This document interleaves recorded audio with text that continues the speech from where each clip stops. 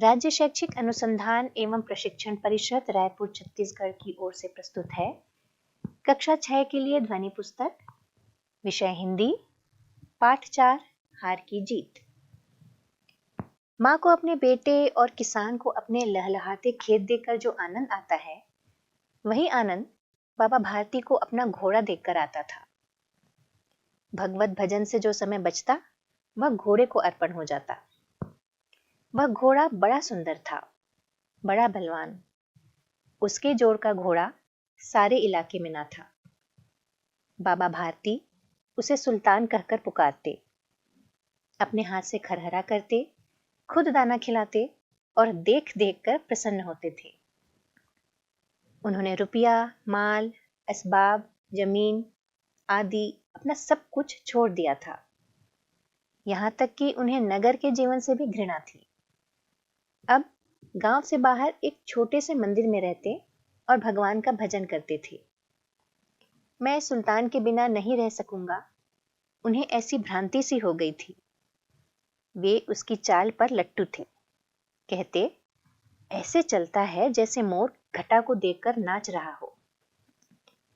जब तक संध्या समय सुल्तान पर चढ़कर 8-10 मील का चक्कर ना लगा लेते, उन्हें चैन ना आता। खड़क सिंह उस इलाके का प्रसिद्ध डाकू था। लोग उसका नाम सुनकर कांपते थे। होते होते सुल्तान की कीर्ति उसके कानों तक भी पहुंची। उसका हृदय उसे देखने के लिए अधीर हो उठा।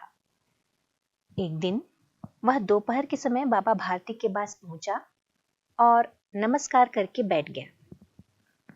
बाबा भारती ने पूछा, खड़क सिंह, क्या हाल है? खड़क सिंह ने सिर झुकाकर उत्तर दिया, आपकी दया है। कहो, इधर कैसे आ गए? सुल्तान की चाह खींच लाई। विचित्र जानवर है, देखोगे तो प्रसन्न हो जाओगे। मैंने भी बड़ी प्रशंसा सुनी है। उसकी चाल तुम्हारा मन मोह लेगी। कहते हैं देखने में भी बहुत सुंदर है। क्या कहना, जो उसे एक बार देख लेता है, उसके हृदय पर उसकी छवि अंकित हो जाती है। बहुत दिनों से अभिलाषा थी, आज उपस्थित हो सका हूं। बाबा भारती और खड़क सिंह दोनों अस्तबल में पहुंचे। बाबा ने घोड़ा दिखाया, घमंड से। खड़क सिंह ने घोड़ा देखा, आश्चर्य से। उसने सैकड़ों घोड़े देखे थे, परंतु ऐसा मां का घोड़ा उसकी आंखों से कभी ना गुजरा था। सोचने लगा, भाग्य की बात है, ऐसा घोड़ा खड़क सिंह के पास होना चाहिए था। इस साधु को ऐसी चीजों से क्या लाभ? कुछ देर तक आश्चर्य से चुपचाप खड़ा रहा। इसके पश्चात उसके हृदय में हलचल होने लगी। बालकों की सी अधीरता से बोला, परंतु बाबा जी, इसकी चाल ना देखी तो क्या? बाबा भारती भी मनुष्य ही थे। अपनी चीज की प्रशंसा दूसरे के मुख से सुनने के लिए उनका हृदय भी अधीर हो गया। घोड़े को खोलकर बाहर लाए और उसकी पीठ पर हाथ फेरने लगे। एकाएक उचक्कर सवार हो गए। घोड़ा हवा से बातें करने लगा। उसकी चाल को देखकर खड़क सिंह के हृदय पर सांप लौट गया। वह डाकू था और जो वस्तु उसे पसंद आ जाए, उस पर वह अपना अधिकार समझता था। उसके पास बाहुबल था, आदमी थे और बेरहमी थी। जाते जाते उसने कहा, बाबा जी, मैं यह घोड़ा आपके पास ना रहने दूंगा। बाबा भारती डर गए। अब उन्हें रात को नींद ना आती। सारी रात अस्तबल की रखवाली में कटने लगी। प्रतिक्षण खड़क सिंह का भय लगा रहता, परंतु कई मास बीत गए और वह न आया। यहां तक कि बाबा भारती कुछ असावधान हो गए और इस भय को स्वप्न के भय की नाई मिथ्या समझने लगे। संध्या का समय था। बाबा भारती सुल्तान की पीठ पर सवार होकर घूमने जा रहे थे। इस समय उनकी आंखों में चमक थी, मुख पर प्रसन्नता। कभी घोड़े के शरीर को देखते, कभी उसके रंग को, और मन में फूले ना समाते थे। सहसा एक ओर से आवाज आई, ओ बाबा, इस कंगले की सुनते जाना। आवाज में करुणा थी। बाबा ने घोड़े को रोक लिया। देखा, एक अपाहिज वृक्ष की छाया में पड़ा कराह रहा है। बोले, क्यों, तुम्हें क्या कष्ट है? अपाहिज ने हाथ जोड़कर कहा, बाबा, मैं दुखियारा हूं, मुझ पर दया करो। रामावाला यहां से 3 मील है, मुझे वहां जाना है। घोड़े पर चढ़ा लो, परमात्मा भला करेगा। वहां तुम्हारा कौन है? दुर्गा दत्त वैद्य का नाम आपने सुना होगा, मैं उनका सौतेला भाई हूं। बाबा भारती ने घोड़े से उतरकर अपाहिज को घोड़े पर सवार किया और स्वयं उसकी लगाम पकड़कर धीरे धीरे चलने लगे। सहसा उन्हें एक झटका सा लगा और लगाम हाथ से छूट गई। उनके आश्चर्य का ठिकाना ना रहा जब उन्होंने देखा कि अपाहिज घोड़े की पीठ पर तनकर बैठा है और घोड़े को दौड़ाए लिए जा रहा है। उनके मुख से भय, विस्मय और निराशा से मिली हुई चीख निकल गई। वह अपाहिज डाकू खड़क सिंह था। बाबा भारती कुछ देर तक चुप रहे और कुछ समय पश्चात कुछ निश्चय करके पूरे बल से चिल्लाकर बोले, जरा ठहर जाओ।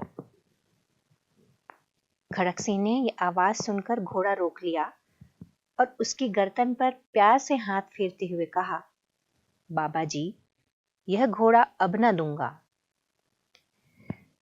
परंतु एक बात सुनते जाओ। खड़क सिंह ठहर गया। बाबा भारती ने निकट जाकर उसकी ओर ऐसी आंखों से देखा जैसे बकरा कसाई की ओर देखता है और कहा, यह घोड़ा तुम्हारा हो चुका है, मैं तुमसे इसे वापस करने के लिए ना कहूंगा, परंतु खड़क सिंह, केवल एक प्रार्थना करता हूं, इसे अस्वीकार ना करना, नहीं तो मेरा दिल टूट जाएगा। बाबा जी, आज्ञा कीजिए, मैं आपका दास हूं, केवल यह घोड़ा ना दूंगा। अब घोड़े का नाम न लो, मैं तुमसे इस विषय में कुछ न कहूंगा। मेरी प्रार्थना केवल यह है कि इस घटना को किसी के सामने प्रकट न करना। खड़क सिंह का मुंह आश्चर्य से खुला रह गया। उसे लगा था कि उसे घोड़े को लेकर यहां से भागना पड़ेगा, परंतु बाबा भारती ने स्वयं उसे कहा कि इस घटना को किसी के सामने प्रकट न करना। इससे क्या प्रयोजन सिद्ध हो सकता है? खड़क सिंह ने बहुत सोचा, बहुत सिर मारा, परंतु कुछ समझ न सका। हार कर उसने अपनी आंखें बाबा भारती के मुख पर गड़ा दी और पूछा, बाबा जी, इसमें आपको क्या डर है? सुनकर बाबा भारती ने उत्तर दिया, लोगों को यदि इस घटना का पता चला तो वे किसी गरीब पर विश्वास न करेंगे, दुनिया से विश्वास उठ जाएगा। यह कहते कहते उन्होंने सुल्तान की ओर से इस तरह मुंह मोड़ लिया जैसे उनका उससे कभी कोई संबंध ही ना रहा हो। बाबा भारती चले गए, परंतु उनके शब्द खड़क सिंह के कानों में उसी प्रकार गूंज रहे थे। सोचता था, कैसे ऊंचे विचार हैं, कैसा पवित्र भाव है। उन्हें इस घोड़े से प्रेम था। इसे देखकर उनका मुख फूल की नाई खिल जाता था। कहते थे, इसके बिना मैं रह ना सकूंगा। इसकी रखवाली में वे कई रात सोए नहीं, भजन भक्ति न कर रखवाली करते रहे, परंतु आज उनके मुख पर दुख की रेखा तक दिखाई न पड़ती थी। उन्हें केवल यह ख्याल था कि कहीं लोग गरीबों पर विश्वास करना ना छोड़ दें। रात के अंधेरे में खड़क सिंह बाबा भारती के मंदिर में पहुंचा। चारों ओर सन्नाटा था। आकाश में तारे टिमटिमा रहे थे। थोड़ी दूर पर गांवों के कुत्ते भौंक रहे थे। मंदिर के अंदर कोई शब्द सुनाई न देता था। खड़क सिंह सुल्तान की बाग पकड़े हुए था। वह धीरे धीरे अस्तबल के फाटक पर पहुंचा। फाटक खुला पड़ा था। किसी समय वहां बाबा भारती स्वयं लाठी लेकर पहरा देते थे, परंतु आज उन्हें किसी चोरी, किसी डाके का भय न था। खड़क सिंह ने आगे बढ़कर सुल्तान को उसके स्थान पर बांध दिया और बाहर निकलकर सावधानी से फाटक बंद कर दिया। इस समय उसकी आंखों में पश्चाताप के आंसू थे। रात्रि का तीसरा पहर बीत चुका था। चौथा पहर आरंभ होते ही बाबा भारती ने अपनी कुटिया से बाहर निकल ठंडे जल से स्नान किया।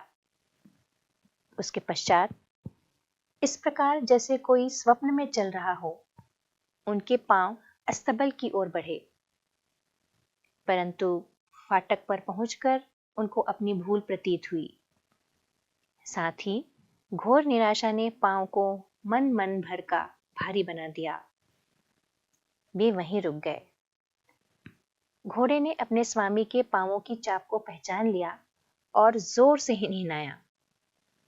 अब बाबा भारती आश्चर्य और प्रसन्नता से दौड़ते हुए अंदर घुसे और अपने घोड़े के गले से लिपटकर इस प्रकार रोने लगे मानो कोई पिता बहुत दिन से बिछड़े पुत्र से मिल रहा हो।